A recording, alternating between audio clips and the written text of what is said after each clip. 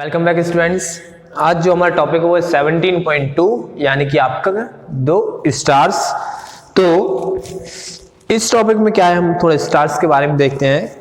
What other object do you see in the night sky, means हमारे जो रात में हम जब आसमान की ओर देखते हैं तो हमें क्या दिखाई देता है? सबसे ज्यादा हमें वहां पे स्टार्स दिखाई देते हैं और उसके बाद दिखाई देता है क्या? The moon. ठीक है, तो कल हमने देखा था कि फुल मून डे की कंडीशन क्या होती है और न्यू मून डे की कंडीशन क्या होती है। ठीक है, दो तरह की बातें हमने कल देखी थी कि मून में क्या होता है, उसका कंटिन्यूअसली उसका साइज, उसका जो शेप है वो क्या होता है, चेंज होते रहता है। एक डे आता है जिसको हम बोलते हैं फुल मून डे और एक डे आता है जिसको हम बोलते हैं क्या, अ न्यू मून डे। ठीक है, तो उसी के बाद जस्ट हम आज देखने वाले हमारा जो न्यू टॉपिक है द स्टार्स। अब स्टार्स के है तो यहाँ पे स्टार्स के बारे में बात होगी जनरली, और जैसा हम नाइट में देखते हैं हमारे आसमान की ओर, तो क्या होता है वहां पर हमें बहुत सारे स्टार्स दिखाई देते हैं और साथ में एक मून दिखाई देता है हमें। इसके अलावा हमें कुछ दिखाई नहीं देता नाइट में। ठीक है, then there is a large number of stars in the sky. Observe carefully on a dark night and from a place away from a big city और all the stars equally bright. मतलब क्या होता है कि night में जब हम आसमान की ओर देखते हैं तो वहां पर क्या दिखते हैं, हमें बहुत सारे स्टार्स दिखते हैं और एक मून दिखता है, जो कि हमें कहाँ से देखना पड़ता है, आपके शहरों से दूर। मतलब एक क्लियर नाइट में देखो तो आप वहां बहुत सारे स्टार्स दिखते हैं। हमारे यहाँ से भी दिखता है, ये बात नहीं है, लेकिन कोई अदर सिटीज में जाते हैं, बड़ी बड़ी सिटीज में जाते हैं तो वहां क्या होता है, पॉल्यूशन के कारण की जो हवा होती है, वहां के जो एटमॉस्फेयर होता है, जो एयर होता है, उसमें हमको जो आपका स्काई है वो उतना ज्यादा क्लियर नहीं दिखाई देता। ठीक है, तो इसी की बात यहाँ पर हो रही है कि आसमान में जो स्टार्स हैं वो सारे के सारे कैसे होते हैं, वो सबके सब एक मतलब कि बहुत सारे ग्रुप होते हैं स्टार्स के, कई बार अलग अलग ग्रुपों में भी स्टार सेट होते हैं, तो वो हम आगे देखेंगे।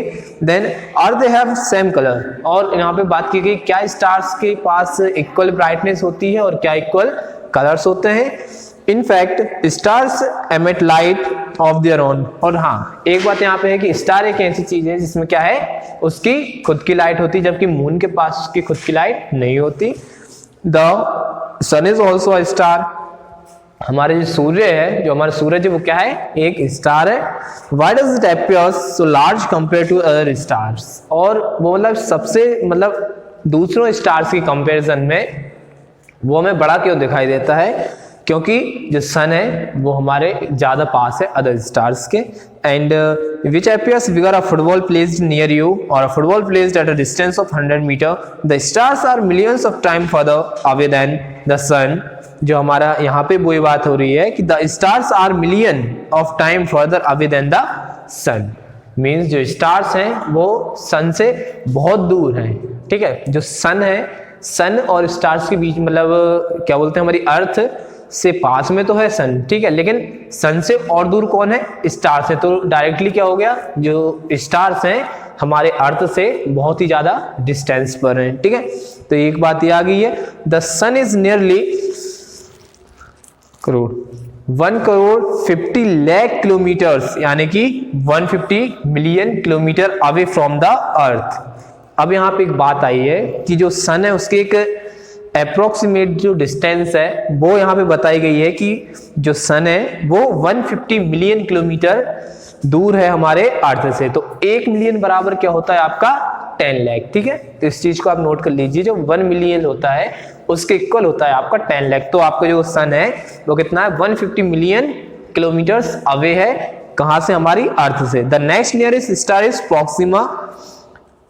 It is eight a distance about 40 crore kilometre from the earth. अब इसका भी बहुत ज्यादा डिस्टेंस पर है। ठीक है, can you read this distance in kilometres. अब इसको हमें किलोमीटर्स में क्या करना पड़ेगा, कन्वर्जन करना है। तो जैसे हमें 10 लाख से हम इसको क्या कर सकते हैं, डिवाइड कर सकते हैं, यहाँ 1 करोड़ से इसको डिवाइड कर सकते हैं, लेकिन वो मिलियन और बिलियन की कंडीशन में आएगा। यदि हम 10 लाख से डिवाइड कर लेंगे तो वो क्या हो जाएगा, मिलियन के हिसाब से उसकी किलोमीटर्स कन्वर्ट हो जाएगा। अब स्टार्स का एक छोटा सा पैरा था यहाँ पे, अब दूसरा पैरा है आपके क्या, कॉन्स्टलेशन का। ठीक है, अब कॉन्स्टलेशन क्या होता है, look at the sky for some time, can you see some stars forming group with shapes like those and other. अब यहाँ पे लिखा हुआ है कॉन्स्टलेशंस मीन्स होता है आपके स्टार्स का एक ग्रुप, ठीक है।